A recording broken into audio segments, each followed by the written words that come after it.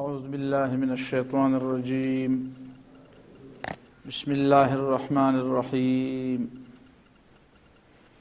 الحمد للہ رب العالمین الرحمن الرحیم مالک یوم الدین ایاک نعبد و ایاک نستعین اہدنا الصراط المستقیم صراط الذین انعمت علیہم غیر المغضوب علیہم ولا الضالین آمین۔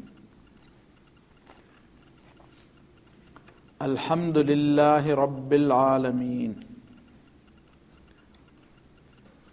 خدائی کی تمام صفات،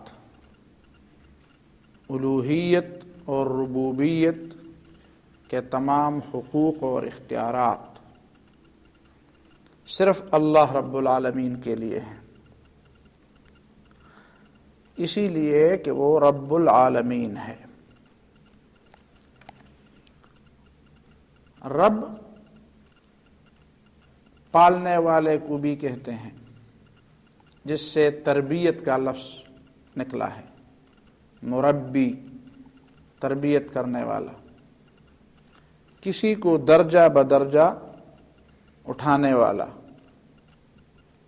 اپنے کمال تک پہنچانے والا۔ تو مجازی طور پر وہ انسان جو دوسرے انسان کی پرورش کرتا ہے اس کو بھی مربی کہتے ہیں، مربی یا مربیہ، تربیت کرنے والا۔ اور رب کا معنی مالک بھی ہے، مالک، اور اس کی تو بے شمار دلائل ہیں۔ عربی زبان میں رب الدار، رب المال، یہ جو اسلامی معاشیات کے مختلف طرق ہیں اس میں ایک طریقہ مضاربت کا ہے، اگرچہ آج کل تو مضاربت بہت بدنام ہوا ہے، مضاربہ سکینڈل۔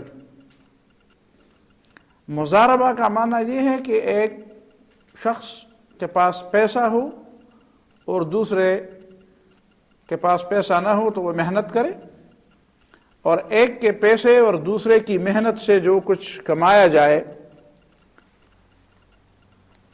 وہ آپس میں باہمی رضامندی سے تقسیم ہو، اس کو کہتے ہیں مضاربہ۔ ضرب، ضاد، را اور با۔ ضرب کا معنی، ایک معنی اس کا ہے سفر کرنا، ایک معنی اس کا سفر کرنا۔ ایک گریجویٹ صاحب تھے، وہ کسی مدرسے میں پڑھنا اس نے شروع کیا، تو سال دو سال بعد پھر مجھے ملا، شاید کسی حوالے سے، تو مجھے کہتا ہے یہ مدرسوں کا عجیب نظام ہے، میں تو باہر تھا تو مجھے پتہ نہیں تھا، اندر چلا گیا تو پہلا کام وہ ضربہ سے شروع کرتے ہیں۔ تو ضرب کا معنی ہے مارنا، کہتے ہیں وہاں پہ لفظ ہی مثال میں ضرب ہے۔ تو میں نے کہا آپ کے اس اشکال کو کسی نے دور نہیں کیا؟ کہتے ہیں نہیں، وہاں پہ ہر جگہ پہ ضرب ضرب، ضرب ضربا ضربو، بس دب ڈب، مار پیٹ۔ میں نے کہا اللہ کے بندے، ضرب ان کے 23 سے زیادہ معنی ہے عربی زبان میں، اسی لفظ کو اسی لیے مثال کے لیے منتخب کیا گیا ہے کہ یہ ایک کثیر المعنی لفظ ہے اور آسان بھی ہے۔ یہ تو چھوڑیں کہ اس کی اور وجوہات کیا ہیں، وہ اگر ہم تجوید میں چلے جائیں یا کسی دوسرے حروف کی بحث میں چلے جائیں تو پھر پتہ چلے گا کہ ضربہ کی کیا خصوصیت ہے کہ اس کو ہر مثال میں پیش کیا جاتا ہے۔ لیکن ایک خصوصیت اس کی یہ ہے کہ اس کے معنی بہت زیادہ ہے، اور اس کے معنی میں ایک مشہور معنی سفر کرنے کا بھی ہے۔ ان کنتم ضربتم فی الارض فاصابتکم مصیبۃ الموت وآخرون یضربون فی الارض یبتغون من فضل اللہ، سورہ مزمل میں، وآخرون یضربون فی الارض۔ تو اس کا معنی یہ تو نہیں ہے کہ کچھ لوگ ہوں گے جو زمین میں بس مار پیٹ کا کام کرتے ہوں گے، یضربون فی الارض، سفر کرتے ہوں گے۔ تو چونکہ مال کمانے کے لیے، پیسے کے ذریعے تجارت اور کاروبار کرنے کے لیے کبھی سفر بھی کرنا پڑتا ہے، اسی لیے مضاربہ، اس کو مضاربہ کہا گیا۔ مضاربہ کہ وہ شخص، مضارب وہ شخص جو کسی دوسرے کا پیسہ لے کر کوئی سفر کرتا ہے، ادھر ادھر گھومتا پھرتا ہے، منڈی تلاش کرتا ہے، مارکیٹ تلاش کرتا ہے، چیزوں کے نرخ معلوم کرتا ہے تاکہ وہ چیزیں خرید کر پھر بیچ سکے، اس میں سفر کرنا پڑتا ہے، اسی لیے اس کو مضاربہ کہا۔ تو مضاربہ میں ایک ہوتا ہے مضارب جو سفر کرنے والا ہو، محنت کرنے والا، اور ایک ہوتا ہے رب المال۔ رب کی بات ہو رہی تھی، رب المال، مال کا مالک۔ جس نے پیسے دیے وہ رب المال ہوا، جس نے محنت کی وہ مضارب ہوا، اس لیے کہ وہ سفر کرتا ہے اور یہ مال کا مالک ہے۔ رب البلد، شہر کے میئر کو کہتے ہیں رب البلد، اس لیے کہ اس کا مالک ہوتا ہے، ایک قسم کا مختار ہوتا ہے۔ میئر جو کسی شہر کی کمیٹی کا کیا ہوتا ہے، وہ لیڈر ہوتا ہے، میئر ہوتا ہے، بس لیڈر ہوتا ہے۔ وہی مشہور بات ہے سیرت کی کتابوں میں کہ جب عام الفیل پر ابرہا جو ہاتھی لے کر آیا تھا اور مکے پر چڑھائی کے لیے، اس نے عبد المطلب رسول اللہ صلی اللہ علیہ وسلم کے دادا کے اونٹ پکڑے تھے، تو اس نے سنا تھا کہ یہاں عبد المطلب بہت بڑا سردار ہے، تو یہ ملاقات کے لیے وہ ذرا مکے سے باہر تھا، عرفات کے قریب تھا، تو وہیں پہ یہ ملاقات کے لیے چلا۔ تو ابرہہ کو کسی نے کہا کہ مکے کا جو سردار ہے، سرداروں کا سردار، وہ ملنے کے لیے آیا ہے۔ تو وہ ملا، اس کے پاس، اس کا سفر میں اس کا اپنا تخت بھی اس کا ساتھ تھا۔ تو جب اس کو دیکھا تو اس کی وجاہت ایسی تھی، اس کی شخصیت ایسی تھی کہ یہ مرعوب ہوئے بغیر نہ رہ سکا اور اپنے تخت سے نیچے اترا، زمین پر بیٹھ گیا۔ اس کو تو نہیں بٹھاتا تھا نا تخت پر، کوئی اپنے تخت پر تو کوئی دوسرا نہیں بٹھاتا، اپنے ملک میں اور اپنے حکومت پہ تو کوئی دوسرے کو شریک نہیں کرتا، لیکن خود نیچے اتر آیا۔ تو جب اس نے باتیں شروع کر دی تو باتوں میں یہ ہوا کہ جی تشریف آوری کا مقصد کیا ہے؟ اس نے کہا میں نے سنا ہے آپ نے میرے اونٹ پکڑے ہیں۔ میرے اونٹ؟ اس نے کہا تم اتنے عجیب آدمی ہو، تمہاری عظمت کی خاطر میں تخت سے نیچے اتر آیا، اور تم اتنے چھوٹے آدمی ہو کہ صرف اونٹوں کی بات کر رہے ہو۔ میں تمہارے شہر کو برباد کرنے آیا ہوں، اس کی اینٹ سے اینٹ بجا دوں گا، تمہارے اس کعبے کو ڈھا دوں گا، اور تم صرف اونٹوں کی بات کرتے ہو۔ تو عبد المطلب نے بڑے آرام سے کہا انا رب الابل، انا رب الابل، میں اونٹوں کا مالک ہوں، وللبیت رب یحمیہ، اور اس گھر کا بھی ایک مالک ہے، وہ اس کی حفاظت جانتا ہے۔ میں اپنے اونٹوں کی بات کرتا ہوں اور اس گھر کا بھی ایک مالک ہے، وہ اس گھر کی حفاظت جانتا ہے۔ پھر اس نے اس کے اونٹ چھڑا دیے، اور پھر وہ ہوا جو آپ کو پتہ ہے، الم تر کیف فعل ربک باصحاب الفیل الم یجعل کیدہم فی تضلیل وارسل علیہم طیرا ابابیل، جھنڈ کے جھنڈ پرندے بھیج دیے، اور ترمیہم بحجارۃ من سجیل، چھوٹے چھوٹے کنکریاں پھینکتے تھے، وجعلہم کعصف مأکول، کھائے ہوئے بھوسے کی طرح ان کو برباد کر دیا۔ رب کا معنی مالک بھی ہے، اور رب کا معنی حاکم بھی ہے، وہ پہلے درس میں بیان ہو چکا ہے۔ تو اللہ رب ہے، رب مطلقاً جب رب ذکر کیا جاتا ہے تو اس سے مراد پھر اللہ تعالیٰ ہے، اور کسی خاص چیز کی طرف اگر نسبت ہو جاتی ہے تو پھر ٹھیک ہے، عربی زبان میں، اردو پشتو میں تو خیر ہم نہیں استعمال کر سکتے، لیکن عربی زبان میں آپ استعمال کر سکتے ہیں کہ کسی خاص چیز کی طرف نسبت کر کے کہیں کہ میں اس چیز کا مالک ہوں، جس طرح عبد المطلب نے کہا انا رب الابل، میں اونٹوں کا مالک ہوں، ٹھیک ہے۔ قرآن مجید میں سورہ یوسف میں انشاءاللہ العزیز ہم پڑھیں گے سورہ یوسف میں کہ یوسف علیہ السلام کے بارے میں جو آیات ہیں، جب وہ جیل میں تھے اور بادشاہ نے اس کے پاس آدمی بھیجا، تو دو قسم کی آیات وہاں پہ آتی ہیں۔ ایک آیت وہ آتی ہے کہ جب زلیخا نے اس کو ورغلانے کے لیے جو جتن کیے، اس کے جواب میں حضرت یوسف علیہ السلام نے فرمایا معاذ اللہ انہ ربی احسن مثوائے، معاذ اللہ، اللہ کی پناہ مانگتا ہوں، انہ ربی احسن مثوائے، وہ میرا رب ہے جس نے مجھے اچھا ٹھکانہ دیا۔ اسی آیت کا بعض لوگوں نے مطلب نکالا ہے انہ ربی، تمہارا خاوند میرا مالک ہے اور جس نے مجھے اپنے گھر میں رکھا ہے، لیکن یہ بہت نامناسب معنی ہے ایک پیغمبر کی شان کے حوالے سے کہ وہ اللہ کو چھوڑ کر کسی اور کو اپنا رب کہہ دے،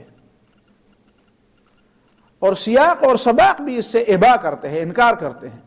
معاذ اللہ، اللہ کی بات ہو رہی ہے، اللہ کی پناہ مانگتا ہوں، اور انہ لا یفلح الکافرون، کافر لوگ فلاح نہیں پاتے۔ کس کے سامنے فلاح نہیں پاتے؟ کس سے فلاح نہیں پاتے؟ کس کی پکڑ سے نہیں بچ سکتے؟ یہ تو نہیں کہ حکومت کے ادارے اور جاسوسی ادارے اتنے ہیں کہ میں نہیں بچ سکوں گا، یہ تو نہیں کہنا چاہتا تھا یوسف علیہ السلام، یہ کہنا چاہتا تھا کہ اللہ کی پکڑ سے نہیں بچ سکوں گا۔ تو انہ ربی احسن مثوائے، اللہ میرا رب ہے جس نے مجھے اچھا ٹھکانہ دیا۔ اللہ تعالیٰ کی نعمتوں کی ناشکری نہیں کرنا چاہتا۔ اور دوسری جگہ پہ ارجع الی ربک فاسألہ ما بال النسوۃ اللاتی قطعن ایدیہن، وہیں پہ تو خاص وہی بادشاہ مراد ہے، ارجع الی ربک، اپنے بادشاہ کے پاس جاؤ۔ لیکن ایک دوسری آیت ہے کہ وہیں پہ پھر لوگوں نے اختلاف کیا ہے، اور وہ آیت ہے انہ ربی احسن مثوائے کے بعد وہ اس میں بھی رب کا لفظ آیا ہے سورہ یوسف میں۔ وہ کون سی آیت ہے قاری صاحب؟ یاد تو نہیں ہے نا، وہ تو بادشاہ ہوا نا، ارجع الی ربک فاسألہ ما بال النسوۃ اللاتی قطعن ایدیہن۔ ایک دوسری جگہ پہ یہاں پہ رب کا لفظ آیا ہے، وہ ہے جمع میں تو آیا اذکرنی عند ربک، نہیں، اذکرنی عند ربک فانساہ الشیطان ذکر ربہ فلبث فی السجن بضع سنین۔ دیکھیں، جب وہ ایک شخص جیل سے رہا ہو رہا تھا، وہیں پہ یوسف علیہ السلام نے اسے کہا اذکرنی عند ربک، اپنے بادشاہ کے سامنے میرا تذکرہ کر۔ میرے تذکرے کرنے کا معنی یہ ہے کہ بادشاہ کو بتا کہ جو توحید کا سبق میں نے یہاں جیل میں تمہیں سمجھایا تھا، یہ توحید کا سبق جا کر بادشاہ کے سامنے بتا، بادشاہ کے سامنے یہ سبق دوہرا۔ اور اگر بادشاہ پوچھے کہ یہ سبق تم نے کہاں سے سیکھا، تو تم جواب دے دو کہ جیل میں ایک شخص سے یہ سبق وہ پڑھاتا ہے۔ اذکرنی عند ربک، اپنے بادشاہ کے سامنے میرا تذکرہ کر۔ جیل میں ایک آدمی ہے، جیل میں ہوتے ہوئے بھی وہ ارباب متفرقون کو نہیں مانتا، ایک رب کو مانتا ہے۔ فَأَنْسَاهُ الشَّيْطَانُ ذِكْرَ رَبِّهِ، تو شیطان نے اس شخص سے یوسف علیہ السلام کا ذکر کرنا اپنے بادشاہ، اپنے رب کے سامنے بھلا دیا۔ شیطان نے اس شخص سے یہ بات بھلا دی کہ ایک بات تھی جو میں نے اپنے مالک کے سامنے کہنی تھی، تو وہ بات شیطان نے اس سے بھلا دی، اور اس بھلانے کے نتیجے میں فلبث فی السجن بضع سنین، یہ چند سالوں تک جیل میں پڑے رہے۔ یہیں پہ کچھ لوگ سمجھتے ہیں کہ فَأَنْسَاهُ الشَّيْطَانُ ذِكْرَ رَبِّهِ، وہ یہ ترجمہ کرتے ہیں کہ شیطان نے یوسف علیہ السلام سے اپنا رب بھلا دیا۔ نعوذ باللہ من ذالک، میں تو اس ترجمے کا قائل نہیں ہوں، ٹھیک ہے۔ وہ یہ کہتے ہیں کہ دیکھو یوسف علیہ السلام نے اپنی رہائی کے لیے بادشاہ کے سامنے تذکرے کا ذکر کیا کہ میرا تذکرہ بادشاہ کے سامنے کیا جائے۔ اب یہ خود ان کی غلطی ہے کہ یہ رہائی کی بات کہاں سے ڈھونڈتے ہیں؟ قرآن میں تو رہائی کی بات نہیں ہے، قرآن میں تو صرف یہ ہے کہ اذکرنی عند ربک، اپنے بادشاہ کے سامنے میرا تذکرہ کرو۔ یہ تو نہیں ہے کہ میرا تذکرہ اس انداز سے کرو کہ ایک شخص بے گناہ جیل میں پڑا ہوا ہے، یہ بات تو ہم ملاتے ہیں، یہ بات تو قرآن میں نہیں ہے۔ تو آپ کہیں گے تو پھر اس کا مطلب کیا ہوا؟ تو مطلب میں نے بتا دیا، مطلب یہ ہوا کہ اذکرنی عند ربک، جب یہ دو آدمی، جو ایک پھانسی ہوا اور دوسرا آزاد ہوا، ان دو آدمیوں نے جو خواب دیکھے تھے، ان خوابوں کی تعبیر سے پہلے یوسف علیہ السلام نے ان کے سامنے توحید کا سبق دہرایا تھا۔ یا صاحبی السجن ارباب متفرقون خیر ام اللہ الواحد القہار ما تعبدون من دونه الا اسماء سمیتموها انتم وآباؤکم ما انزل اللہ بها من سلطان ان الحکم الا للہ امر اللہ تعبدوا الا ایاہ۔ یہ توحید کا سبق، تم نے اپنی طرف سے خدا بنائے ہیں، اللہ تعالیٰ نے اس پر کوئی دلیل نازل نہیں کی، یہ صرف نام ہے، اس کی کوئی دلیل نہیں ہے۔ اللہ تعالیٰ نے تو یہ حکم دیا ہے کہ صرف اسی کی بندگی کی جائے، یہ بنیادی طور پر مضبوط دین ہے، مضبوط بنیادوں پر قائم دین۔ حاکمیت کے اختیارات صرف اللہ تعالیٰ کے لیے ہیں، لیکن اس چھوٹی سی معمولی سے موقع جو پا لیتے ہیں اس میں پوری بات کہہ دیتے ہیں، حاکمیت تک کی بات کہہ دیتے ہیں۔ تو ان کے سامنے یہ تذکرہ کہ یہ جو میں نے توحید کا سبق تمہیں سمجھا دیا، اس کو بھلاؤ مت، خود مانتے ہو یا نہیں مانتے ہو، لیکن جا کر سیدھا بادشاہ کے دربار میں یہ آواز، یہ توحید کی آواز، یہ بڑی بات ہوتی ہے نا، توحید کی آواز بادشاہوں کے درباروں میں گونجنے لگے۔ اس طرح علامہ اقبال نے فرمایا تھا نا، مغرب کی وادیوں میں گونجی اذاں ہماری، جہاں پہ دشمن ہوتے ہیں، خدائی کے دعوے دار ہوتے ہیں، ان کی وادیوں میں توحید کی آواز گونج جائے، تو یہ تو بڑی بات ہوتی ہے۔ تو بادشاہ لازماً پوچھے گا کہ اچھا یہ کون ہے یہاں پہ توحید کی باتیں کرنے والا؟ تو آپ کہیں کہ وہ یہ جیل میں ہے، تو وہ مجھے بلائے گا تو مجھے موقع ملے گا کہ میں وہاں توحید کا سبق پوری آب و تاب کے ساتھ بیان کر دوں گا۔ یہ ایک ذریعہ تھا بادشاہ کے سامنے اپنی بات پہنچانے کا۔ پیغمبر کا مقصد یہ ہوتا ہے کہ وہ قوت کے مرکز کو متاثر کرنا چاہتا ہے۔ یہ ایک ہمارا فہم ہے، ہمارا فہم یہ ہے کہ بس کچھ لوگ ہوں، ان کے سامنے بس کچھ بات کی جائے، بس بات۔ پیغمبر کا مقصد یہ ہوتا ہے کہ جو قوت کے مراکز ہیں، جو قوت کے مراکز ہیں اور جو خدائی کے دعوے دار ہیں، جن کے دماغ میں خدائی کا وہ بیٹھا ہوا ہے نشہ، ان لوگوں کے دماغ پر وار کیا جائے، ان کو سمجھایا جائے کہ غلط بات کہہ رہے ہوں۔ اب ظاہر ہے کہ یوسف علیہ السلام تو سمجھتے تھے کہ اب تو باقی تو سارے جیل والے ہیں، اور میں بھی پتہ نہیں کب تک جیل میں پڑا رہوں گا، اب باہر تک آواز کیسے پہنچائی جائے؟ اب یہ ایک موقع ہے، بجائے اس کے کہ اپنی رہائی کی بات کرتا۔ یہ میرے اور آپ کی سوچ تو ہو سکتی ہے کہ ایک پیغمبر جو ہے، پیغمبر اس سے بالاتر ہو سکتا ہے۔ ہم تو اس بات میں ہوتے ہیں کہ مجھے رہائی ملے، پیغمبر جیل میں ہو، پھانسی کی کالی کوٹری میں ہو، اس کے ہاتھ میں ہتھکڑیاں پڑی ہوں، اس کے پاؤں میں زنجیریں پڑی ہوں، وہ اپنے اس مشن کی بات کرتا ہے، اپنے ذات کی بات نہیں کرتا۔ اس کے ذہن اور فکر میں وہ اپنا مشن گھوم رہا ہوتا ہے۔ یہ ہوتے ہیں مشنری لوگ، ہم بھی اپنے آپ کو مشنری لوگ کہتے ہیں۔ تو وہ جیل میں ہوتے ہوئے جب یہ سمجھتے ہیں کہ ایک موقع ایک آدمی جا رہا ہے اور سیدھا بادشاہ کے دربار میں جا رہا ہے، تو یہ ہماری ذہنیت کی بات ہے یا کسی بندے کی. میں نہیں سمجھتا کہ دوسرے لوگوں نے جو کی ہے میں ان پہ قدم وہ نہیں کرتا, ان کی وہ بے احترامی میرے پیش نظر نہیں ہے. میں قرآن کو سمجھنے کی بات کر رہا ہوں کہ قرآن کو اس انداز سے سمجھنا چاہیے کہ پیغمبروں کے مزاج کو سمجھا جائے, وحی کے مزاج کو سمجھا جائے, پیغمبر کی شان کو سمجھا جائے. پیغمبر کی شان یہ ہے کہ وہ اپنی ذات سے زیادہ اپنے مشن کا مدعی ہوتا ہے. اس کی ساری زندگی, ویسے تو نہیں کہتے کہ ان صلاتی و نسکی و محیایا و مماتی للہ رب العالمین, یہ تو پیغمبروں کی باتیں ہیں. تو بات یہ ہے کہ فَأَنْسَاهُ الشَّيْطَانُ ذِكْرَ رَبِّهِ, شیطان نے اس شخص سے یوسف علیہ السلام کا تذکرہ اپنے بادشاہ کے سامنے بھلا دیا. وہ بھول گیا کہ مجھ سے کسی نے کوئی بات کی تھی. ٹھیک ہے, اور اگر وہ اس کا تذکرہ کرتا تو کسی طریقے سے تو یوسف علیہ السلام وہاں سے نکل آتے.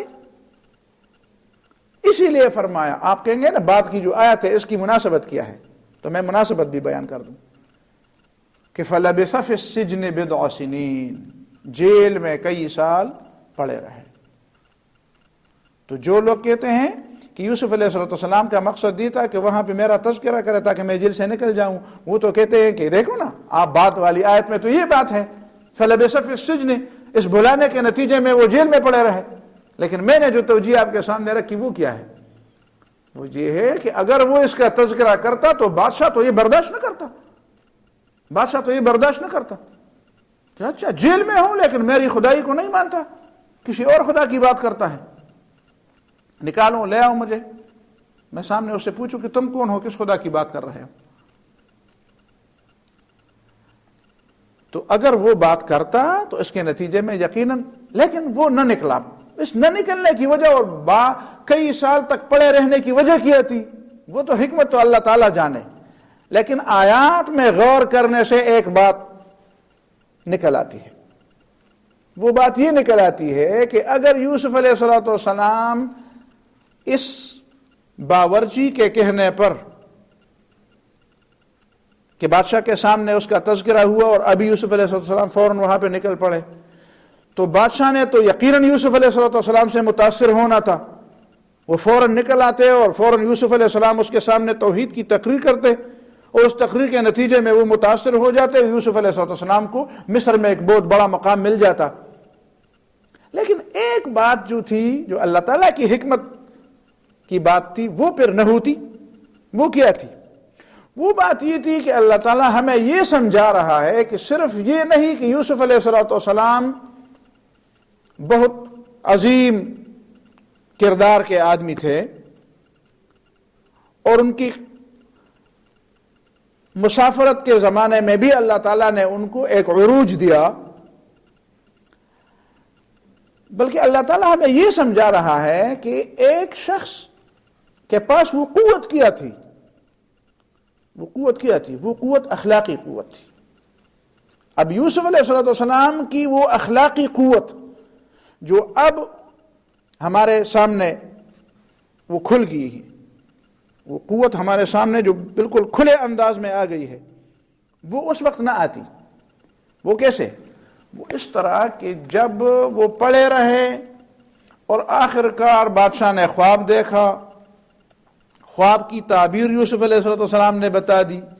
تعبیر بتانے سے غائبانہ طور پر بادشاہ نے کہا اس کو جیل سے نکالا جائے. اس نے کہا میں نہیں نکلتا جب تک یہ پتہ نہ چلے کہ وہ خواتین نے جو سازش کی تھی اس میں غلطی میری تھی کہ خواتین کی تھی.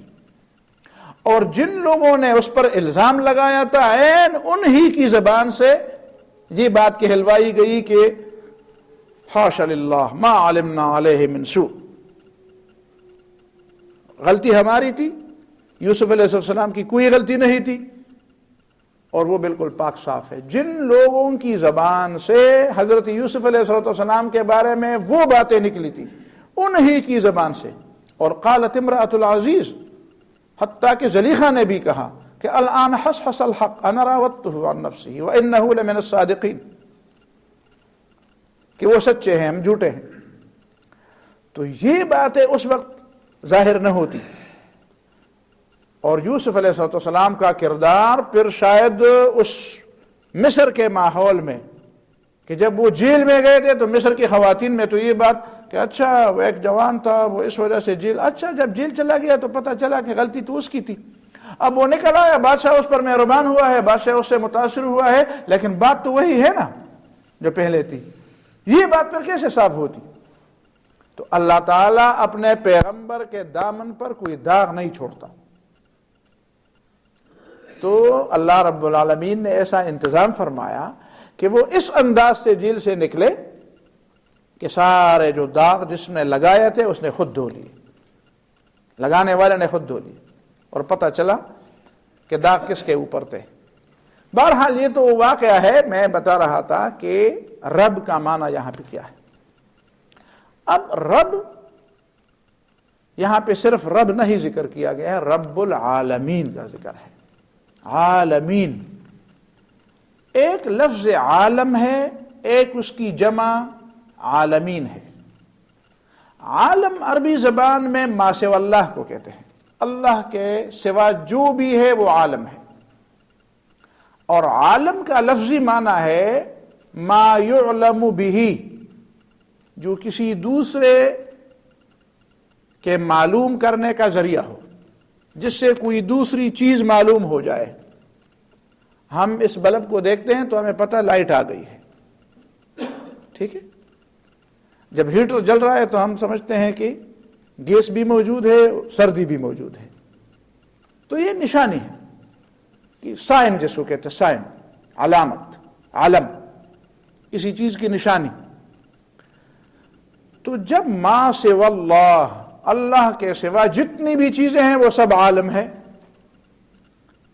تو پھر عالمین کو جمع، وہ تو بس عالم ہے نا، وہ تو سب عالم کا لفظ اس کو شامل ہے، تو پھر اس کو جمع کیسے کیا گیا؟ اس جمع میں بھی ایک مقصد ہے. جمع میں مقصد یہ ہے کہ دیکھیں عالم تو پتھر کو بھی، عالم تو اس گلاس کو بھی کہتے ہیں، اس گلاس کو بھی کہتے ہیں، عالم تو دیوار کو بھی کہتے ہیں. لیکن آیا براہ راست یہ چیز اللہ تعالیٰ کی توحید کی دلیل بن سکتی ہے؟ بن سکتی ہے، لیکن وہ چیزیں جو اس انداز سے تخلیق ہوئی ہیں کہ ان کی تخلیق میں اللہ تعالیٰ کی توحید بالکل جھلکتی ہے، ان چیزوں کو شامل کرنے کے لیے عالمین کا جمع لایا جاتا ہے. گویا کہ عالم ویسے بھی ما سوى اللہ کو کہتے ہیں، لیکن اللہ تعالیٰ کے لیے رب العالم کی بجائے رب العالمین کا لفظ، اس کا مفہوم یہ ہے کہ اللہ رب العالمین ہے. اس کا معنی ہے کہ اللہ تعالیٰ ان مخلوقات کا رب ہے جو اس کی خالقیت پر دلیل ہے.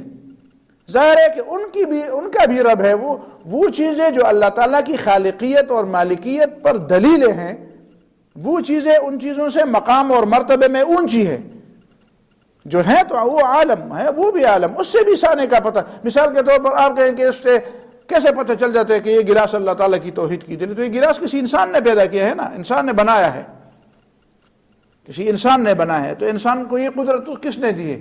خود اس نے پیدا کی تھی. بات تو پھر وہی ہے.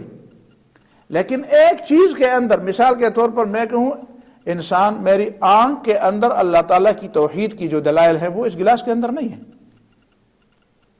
خود انسان کے اندر جو توحید کی دلائل ہیں، سورج، چاند، دن، رات، پانی، ہوا، ان چیزوں کے اندر توحید کے جو کھلے دلائل ہیں. کسی درخت کے اندر جو توحید کے دلائل ہیں، کسی درخت کے پتے کے اندر توحید کے جو دلائل ہیں، وہ ایک پتھر میں نہیں، درخت کے پتے کے اندر جو دلائل ہے وہ ایک پتھر میں نہیں ہے، اس لیے کہ ان کے اندر جو زندگی ہے،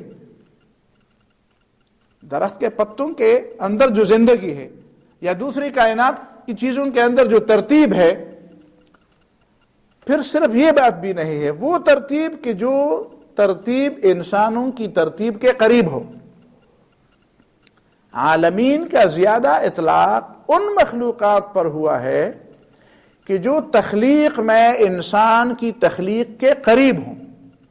انسان کی تخلیق کے، جیسے جن، جیسے یہ کائنات، زمین، چاند، تارے، آسمان، جو انسان کی تخلیق کے قریب ہوں. جو اس کے اجزاء ہوں، مثال کے طور پر جو عناصر ہیں، جو ایلیمنٹس ہیں.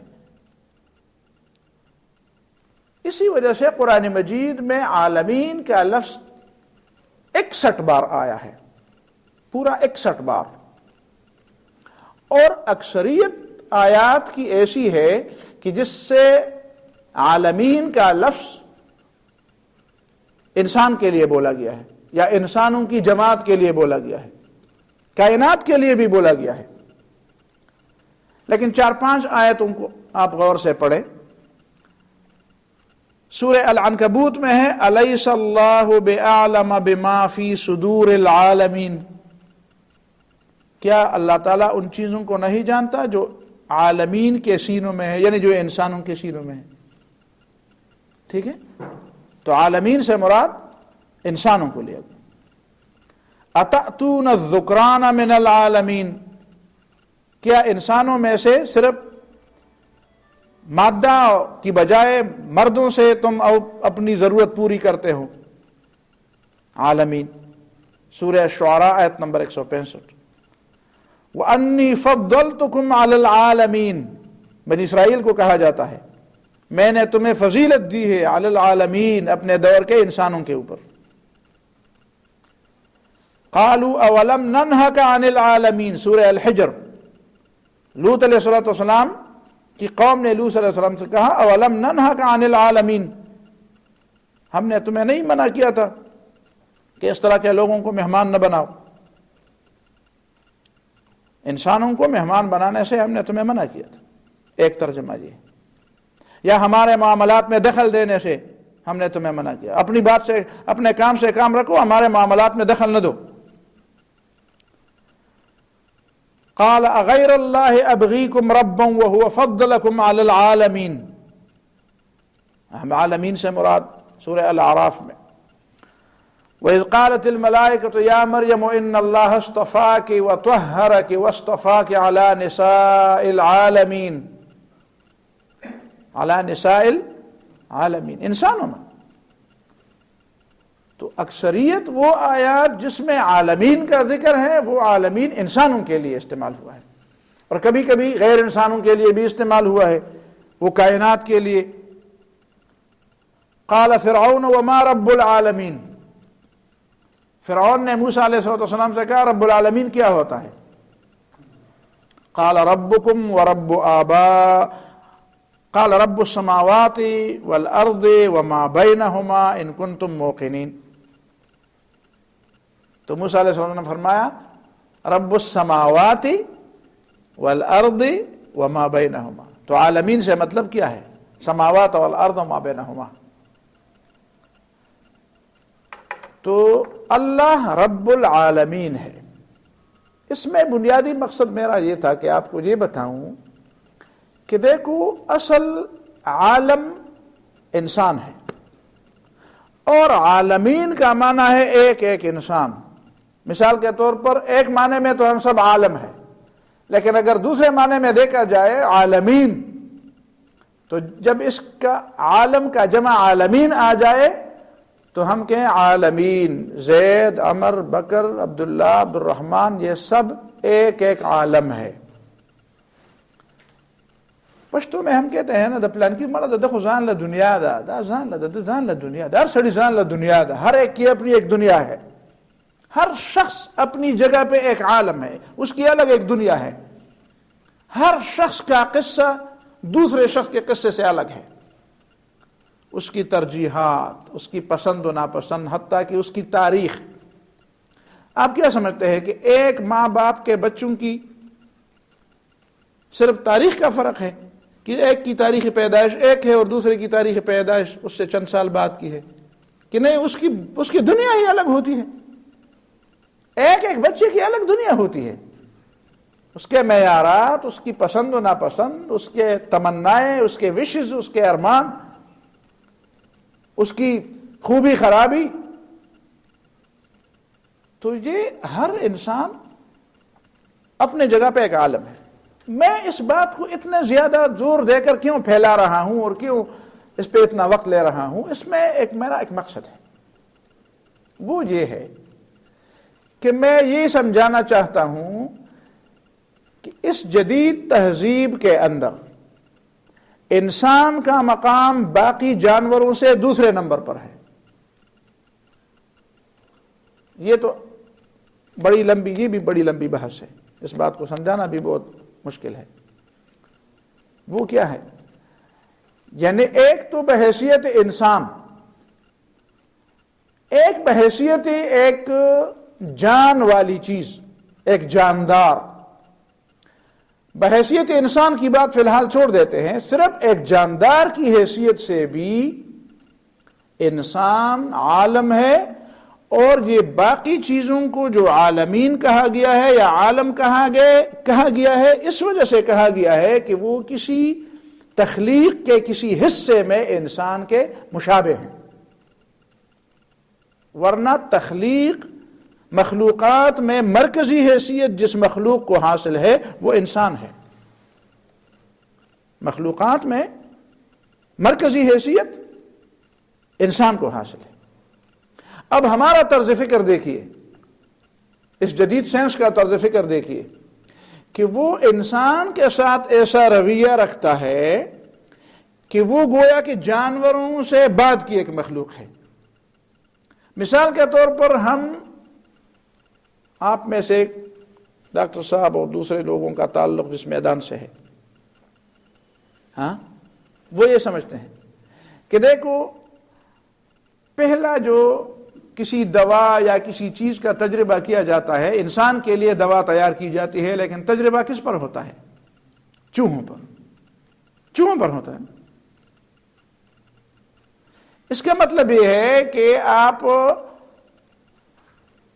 انسان کے تجربے، انسان کے لیے جو چیز تیار کرتے ہیں تو آپ انسان اور چوہے کو ایک ہی اس میں لیتے ہیں. ظاہر ہے نا کہ جس چیز کے لیے آپ چیز تیار کرتے ہیں اور دوسرے پر تک، تو اس کا مطلب یہ ہے کہ جو اس پر جو اثرات ظاہر ہوئے وہ اس پر انسان پر بھی ظاہر ہوں گے. پھر جب ہم انسان کو سمجھنے کی کوشش کرتے ہیں تو ہم یہ سمجھتے، ہم باقی چیزوں کو سمجھ کر پھر انسان میں ایسی چیزیں تلاش کرتے ہیں کہ اچھا انسان کے اندر پھر یہ بھی ہے، انسان کے اندر فاسفورس ہے، اس کے اندر نمک ہے، اس کے اندر دانت ہے، اس کے اندر آئرن ہے، اس کے اندر وہ ہے، فلان ہے، اس کا مطلب یہ ہے کہ ہم بجائے اس کے کہ پہلے انسان کو سمجھے تب ہم کائنات کو سمجھیں گے اور تب ہم باقی چیزوں کو سمجھیں گے، اس کے بجائے ہم باقی چیزوں کو پہلے سمجھنے کی کوشش کرتے ہیں، گویا کہ انسان بعد کی چیز ہے. تو اس رویے نے خود انسان کے ہاتھوں انسان کو 2 نمبر مخلوق بنا دیا ہے.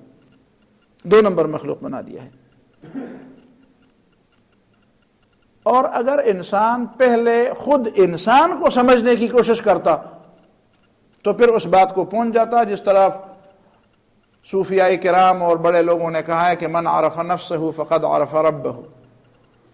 نفس کو پہچان لوگے تو رب کو بھی پہچان لوگے. اب ظاہر ہے کہ ہم نفس کی پہچان میں غلطی کر بیٹھے ہیں. نفس کی پہچان کا طریقہ ہم نے الٹا شروع کر دیا ہے، بجائے اس کے کہ ہم انسان سے شروع کرتے. مثال کے طور پر ایسا کیوں نہیں ہوا اور ایسا ہونا چاہیے کہ انسان قرآن کے نزدیک کیا چیز ہے؟ قرآن کے نزدیک اس کی کمزوری کیا ہے، اس کی تخلیق کیا ہے؟ پہلے یہ بتائیں، قرآن اس کی تخلیق کے بارے میں کیا کہتا ہے؟ قرآن اس کی کمزوریوں کے بارے میں کیا کہتا ہے؟ قرآن انسان کی نفسیات کے بارے میں کیا کہتا ہے؟ قرآن انسان کی ضروریات کے بارے میں کیا کہتا ہے؟ قرآن انسان کی خواہشات اور جسمانی ضروریات یا اس کے وشز، اس کے تمناؤں، اس کے نصب العین، ان چیزوں کے بارے میں قرآن کیا کہتا ہے؟ قرآن اس کو سیدھے راستے پر لانے کے لیے، گمراہی سے بچانے کے لیے کیا کہتا ہے؟ یعنی یہ تمام چیزیں پہلے قرآن کے حوالے سے ہم نے سمجھنی ہے. پھر اس کے بعد ہم نے یہ دیکھنا ہے کہ قرآن انسان کے حوالے سے کیا کہتا ہے، کہ اس کائنات میں اس کی حیثیت کیا ہے. اس کے بعد ہم ایک دوسرا موضوع لیتے کہ قرآن اس کائنات کے بارے میں کیا رویہ رکھتا ہے. تو اگر اس ترتیب سے یہ چیز ہماری سمجھ میں آ جاتی، اور اس کے بعد پھر ہم دنیا کے باقی چیزوں کے بارے میں تحقیق کرتے، تو شاید ہماری تحقیق کا کام اتنا آسان ہوتا کہ جو کام اب صدیوں میں نہیں ہو رہا ہے وہ چند سالوں میں ہو سکتا تھا. لیکن انسان نے چونکہ خود اپنا آپ بھلا دیا. قرآن نے فرمایا وَلَا تَكُونُوا كَالَّذِينَ نَسُوا اللَّهَ فَأَنْسَاهُمْ أَنفُسَهُمْ أُولَٰئِكَ هُمُ الْفَاسِقُونَ. ان لوگوں کی طرح نہ بنو جنہوں نے اللہ کو بھلا دیا، اور اللہ کو بھلانے کے نتیجے میں اللہ تعالیٰ نے ان سے اپنا آپ بھلا دیا. یہ باقی چیزوں کو، چوہوں کو تو سمجھتے ہیں، لیکن مین کہتے ہیں کہ مین دی ان نون، انسان ابھی تک نامعلوم ہے. اسی لیے نامعلوم ہے کہ یہ جس غلط طریقے سے، یہ اگر اس پٹڑی پر آ بھی گیا کہ انسان کو معلوم کرنا چاہے، جس طرح معلوم کرنا چاہتا بھی ہے، لیکن چونکہ اس طریقے سے یہ معلوم نہیں کرنا چاہتا، لہذا پھر بھی یہ جگ کھائے گا، پھر بھی یہ ٹھوکریں کھائے گا، یہ نتیجے پر نہیں پہنچے گا. تو قرآن نے پہلے جملے میں ہمیں یہ بتایا کہ دیکھو، حمد اور خدائی کی تعریف اللہ کے لیے ہے، وہ رب ہے اور رب العالمین ہے، اور عالمین میں سب سے پہلے تم ہو. تم پہلے یہ دیکھو کہ میں ایک عالم ہوں، میری یہ الگ عالم ہونا، میرے ہر انسان دوسرے انسانوں سے الگ ہے نا، میرے پور الگ ہیں، میری آنکھیں الگ ہیں، میری ساری چیزیں، میرے تفکرات، میری سوچ، یہ تو ابھی پور اور آنکھوں کے بارے میں پتہ چلا ہے، باقی تو کئی چیزیں ہیں، ڈی این اے سے بعد کئی چیزیں ہو سکتی ہیں. تو میں پہلے یہ سوچوں کہ وہ رب جس نے میری بالکل ایک الگ تربیت کی ہے. دیکھیں نا، آپ کے 10 پودے آپ نے لگائے ہوں، لیکن ایک ایک پودے پر آپ الگ الگ توجہ دیں، تب وہ دوسرے سے الگ ہوگا، تب وہ اس کی شان میں، اس کی رونق میں، اس کے حسن میں اضافہ ہوگا.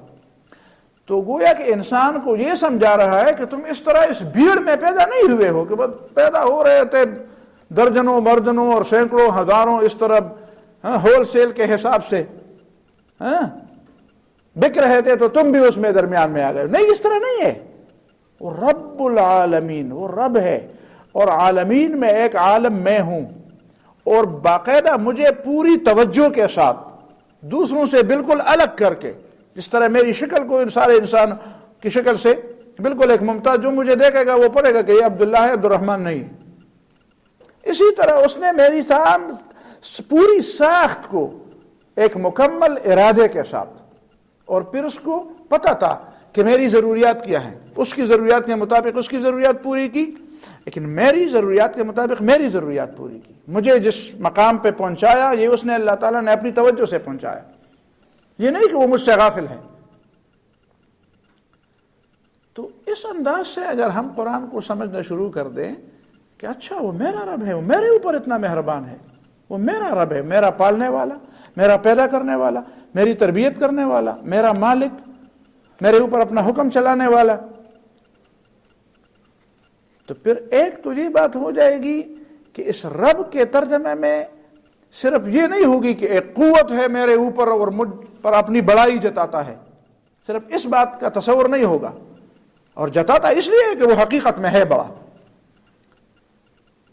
رب العالمین کے فوراً بعد الرحمن الرحیم کہا، الرحمن الرحیم، کہ دیکھو اللہ تعالیٰ کی ربوبیت اور آپ کی پرورش، یہ اللہ تعالیٰ کی صفت رحمت کا تقاضا ہے. وہ مہربان ہے تمہارے اوپر، اس نے تم سے کچھ لینا دینا نہیں ہے، وہ اپنی صفت رحمت کی بنیاد پر تیری تربیت کر رہا ہے. تو جب میں سمجھوں کہ دیکھو میری تربیت کر رہا ہے، مجھے پال رہا ہے، مجھے اٹھا رہا ہے، میری ضروریات پوری کر رہا ہے، اور یہ سب کچھ صرف اپنی رحمت کی بنیاد پر کر رہا ہے، تو پھر میں انتہائی بدبخت ہوں گا کہ میں پھر اپنے رب سے شکوے کروں، میرے رب میں میرے دل میں پھر اپنے اس رب کی ناشکری پیدا ہو. لیکن یہ تو سمجھ کی بات ہے. بہرحال رب العالمین، اللہ رب ہے عالمین کا، کائنات کا، میرا، سب انسانوں کا، جس طرح. اور پھر سوچ میں دیکھیں نا، صرف میرا نہیں ہے، تیرا بھی رب ہے، تیرا بھی رب ہے، تیرا بھی رب ہے، اس کا بھی رب ہے، ان کا بھی رب ہے، ان کا بھی رب ہے. اچھا، تو جو رب میرا ہے وہ رب ان کا بھی ہے. تو اس سے ایک انسانیت کی ایک وہ جو تصور پیدا ہوتا ہے، انسانیت میں اشتراک کا جو تصور پیدا ہوتا ہے، اللہ تعالیٰ کی توجہ کی ایک بات جب پیدا ہوتی ہے، تو پھر ایک انسان دوسرے انسان کے لیے بغیر کسی وجہ کے حسد کے جذبات، دشمنی کے جذبات، نفرت کے جذبات وہ کیسے لا سکتا ہے؟ کہتے ہیں کہ جو میرا رب ہے وہ اس کا بھی رب ہے، جس کو میں سمجھتا ہوں میری پشت پر ہے وہ اس کی پشت پر بھی ہے، یہ بھی اس رب کی تخلیق ہے. وہ حدیث تفاسیر میں بھی ہے، بعض حدیث کی کتابوں میں بھی ہے کہ الآدمی بنیان الرب، انسان اللہ تعالیٰ کی تعمیر ہے، انسان اللہ تعالیٰ کی آبادی ہے. ملعون من ہدم بنیان الرب، جو بغیر کسی وجہ کے، بغیر کسی حق کے، یہ حق کا لفظ تو میں قرآن سے لگا رہا ہوں، ولا تقتلوا النفس التي حرم اللہ الا بالحق، جو حق کے بغیر اللہ تعالیٰ کی اس آبادی کو ڈھاتا ہے وہ لعنتی ہے. اس آبادی کو ڈھانا بلا حق یہ لعنت کا استحقاق، لعنت کا مستحق بناتا ہے انسان کو. تو یہ بہت بڑی بات ہے، بہت بڑی بات. پھر رب کے لفظ سے ایک اور معنی ہے. عیسائی کہتے ہیں، میں نے شاید ایک دفعہ اشارے میں یہ بات بتائی تھی، ایک عیسائی کہتا ہے، مصر کا ایک عیسائی تھا، اس نے کہا دیکھو مسلمانوں کے پاس اللہ تعالیٰ کے لیے بڑا لفظ رب ہے اور ہمارے پاس اللہ کے لیے بڑا لفظ اب ہے، خدا، باپ. تو پھر وہ کمپیئر کرتا ہے، وہ کہتے ہیں مسلمانوں کے رب سے ہمارا اب زیادہ پسندیدہ لفظ ہے. کیوں پسندیدہ لفظ ہے؟ کہتے اب باپ کو کہتے ہیں، باپ کے معنی میں مہربانی کا معنی زیادہ ہے رب بمقابل رب کے معنی. باپ اپنے بیٹے کے لیے مہربان ہوتا ہے، باپ باپ ہوتا ہے، جتنا بھی بچے سے پریشان ہو، خفا ہو، شکوہ ہو، لیکن اس کی جو پدری خصوصیت ہوتی ہے، جو پدری مہربانی ہوتی ہے، وہ کسی طور پر بھی ختم نہیں ہوتی، کم نہیں ہوتی. تو کہتے ہیں ہمارے ہاں اللہ کے لیے، خدا کے لیے اب کا لفظ مسلمانوں کے رب کے لفظ سے زیادہ. لیکن سوچیں، اب کا لفظ جو مہربانی لیے ہوئے ہے، وہ مہربانی اس مہربانی کے مقابلے میں کچھ بھی نہیں ہے جو رب میں کے لفظ میں ہے. باپ کو اپنے بیٹے سے جو محبت ہوتی ہے وہ اس لیے ہوتی ہے کہ وہ اس کا جزو بدن ہوتا ہے، وہ اس محبت میں اپنے آپ کو فطرت کے ہاتھوں مجبور سمجھتا ہے، مجبور پاتا ہے. وہ ایک مادی محبت، ایک مادی جذبے اور ایک فطری انسانی جسمانی جذبے کے تحت وہ اپنے بچے پر مہربان ہوتا ہے. اور اس کی مہربانی میں کم از کم ایک وجہ یہ ہے کہ چلو میرا جانشین تو بن جائے گا نا، میرا جانشین تو بن جائے گا، میں بیمار ہو جاؤں گا تو خدمت کرے گا، میں غیر حاضر ہو جاؤں گا تو کام کرے گا، میں مجبور ہو جاؤں گا تو میرے ہاتھ اور میرے کام آئے گا. یہ وہ چیزیں ہیں جو باپ کے ذہن میں اس بیٹے کی محبت کو راسخ کر دیتی ہیں. اور کچھ تو ایسی فطری محبت ہے جس کے ہاتھوں انسان سمجھتا ہے کہ اب اگر چھوٹا بچہ ہے تو کچھ بھی نہیں ہے، لیکن بس اس کی یہ فطری مجبوری ہے کہ اس پہ وہ بالکل بچ جاتا ہے. لیکن اللہ رب العالمین اور بندے کے درمیان جو محبت ہے وہ اس محبت سے بالکل بالاتر ہے. اللہ تعالیٰ کو اس سے کچھ لینا دینا نہیں ہے. اللہ تعالیٰ صرف اپنی صفت رحمت کی بنیاد پر اس سے اور یہ بات اب کے بجائے رب میں زیادہ واضح ہے کہ دیکھو پرورش کرنے والا بھی ہے، پالنے والا بھی ہے، ضروریات سے واقف بھی ہے، اختیارات بھی رکھتا ہے، لیکن یہ سب کچھ جو کرتا ہے رحمت کی بنیاد پر کرتا ہے، صفت رحمت کی بنیاد پر کرتا ہے. پھر شاید آپ نے ایسا بھی دیکھا ہوگا کہ کبھی کبھی باپ اپنے بیٹے کو اتنا لاڈ پیار دیتا ہے کہ صرف اس لاڈ پیار کی بنیاد پر وہ بچہ بالکل نکما رہ جاتا ہے. یہ باپ کی محبت کی وہ کمی ہے.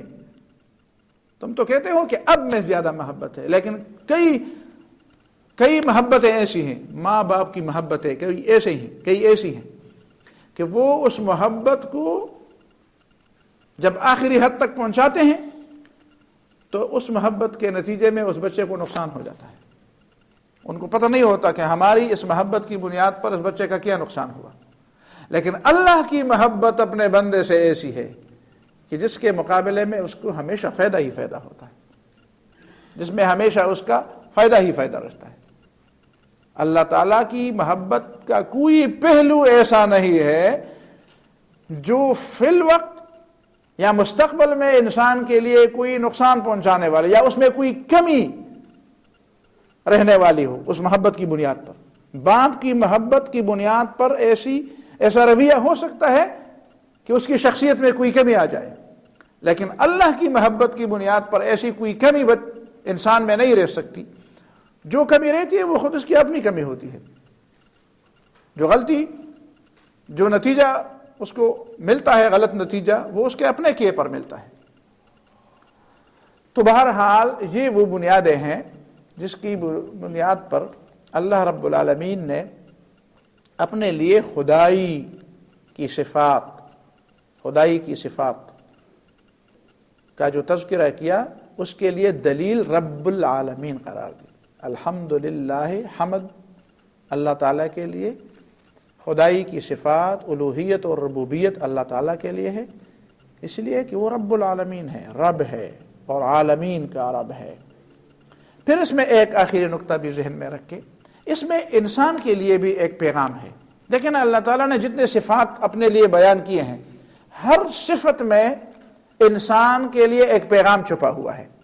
وہ پیغام مثال کے طور ایک پیغام تو میں نے ابھی بتا دیا آپ کو کہ صرف میرا رب نہیں آپ کا بھی رب ہے، مجھے یہ سمجھنا چاہیے اور آپ کو بھی سمجھنا چاہیے کہ صرف آپ کا رب نہیں ہے، دوسرے کا بھی رب ہے۔ اس سے جو طرز عمل بنے گا، اس سے جو طرز زندگی پروان چڑھے گی وہ کیا ہوگی، اس پہ سوچیں۔ لیکن ایک دوسری بات اور بھی ہے، وہ یہ ہے کہ رب العالمین، جو لوگ اپنے دماغ میں مثال کے طور پر اگر میں کسی کی تربیت کر رہا ہوں، میں کسی کو پالتا ہوں، میں کسی کی ضرورت پوری کرتا ہوں اور میرے دماغ میں یہ شیطان بیٹھ جائے کہ اچھا تو بھی بڑی چیز ہے، تو کسی کی پرورش کرتا ہے، تو کسی کو پالتا ہے، تو کسی پر اپنی بات چلاتا ہے، اور پھر میرے دماغ میں خدائی کا نشہ بھر جائے، تو مجھے سمجھایا بھی جا رہا ہے، اس میں پیغام یہ بھی ہے کہ دیکھو تم کس چیز کا رب ہوگے، کتنی چیزوں کے رب ہوگے، تم تو ان چیزوں سے واقف ہی نہیں ہو، تم انسانوں سے۔ فرض کرو اگر ہم عالمین میں صرف انسان کو لے آئیں تو کیا دنیا کے سارے انسانوں سے ہم واقف ہیں؟ ہمیں تو یہ نہیں معلوم کہ دنیا کے ملک کتنے ہیں۔ میرے خیال میں کسی مجلس میں ایسے لوگ نہیں ہوں گے، ایک دو ہر مجلس میں نہیں ملیں گے آپ کو جو دنیا کے اکثر ممالک کے نام اس کو یاد ہو، ممالک کے نام، ان ملکوں کے لغات اور ان کے لوگوں کی ضروریات اور مزاج اور یہ اور وہ کس کو پتہ ہے؟ تو اس میں ایک پیغام اس رب العالمین کے لفظ میں، ایک پیغام اس رب کے لفظ میں یہ چھپا ہوا ہے کہ بندے یہ بات سمجھ لو کہ اس پوری کائنات کا پالنے والا جب ایک رب ہے رب العالمین، تو باقی انسانوں کو ربوبیت اور خدائی کا دعویٰ نہیں کرنا چاہیے۔ جب وہ دوسرے انسانوں کو صرف جانتے صرف نہیں ہیں، ان کے محلی حقوق کو نہیں جانتے، ان کی ضروریات کیا جانیں گے، ان کی تعداد کو نہیں جانتے تو ان کی ضروریات کیا جانیں، ان کی پیدائش اور موت سے واقف نہیں ہیں، تو یہ رب العالمین کا لفظ بار بار جس کے ذہن میں تازہ ہو، اس کے ذہن میں یہ خناس بیٹھنے کے لیے کوئی جگہ نہیں ہوگی، اس کے دماغ میں خدائی کا نشہ، ربوبیت اور الوہیت کی بات نہیں آئے گی۔ وہ کہے گا کہ میں بندہ ہوں، بندہ بن کر رہوں گا، یہ کائنات مجھے پتہ ہی نہیں ہے کہ کسی کی ضرورت کیا ہے، تو میں کیا اپنا حکم چلا سکوں، میں اپنا حکم کیسے چلا سکوں؟ اور جس فریم کے اندر میں اپنا حکم چلاؤں گا تو میں اس فریم کا لحاظ رکھوں گا کہ مجھے کہاں تک اجازت ہے کہ اپنی بات کسی سے منواؤں۔ کہیں ایسا تو نہیں ہے کہ میں نعوذ باللہ خدائی کی حدود میں پاؤں رکھ رہا ہوں، تو ان چیزوں سے وہ بچائے گا بھی اپنے آپ کو۔ تو یہ ہے وہ اسباق جو رب العالمین کے الفاظ میں پوشیدہ ہے۔ اللہ تعالیٰ مجھے اور آپ کو سمجھ اور عمل کی توفیق عطا فرمائے۔ بارک اللہ فیکم۔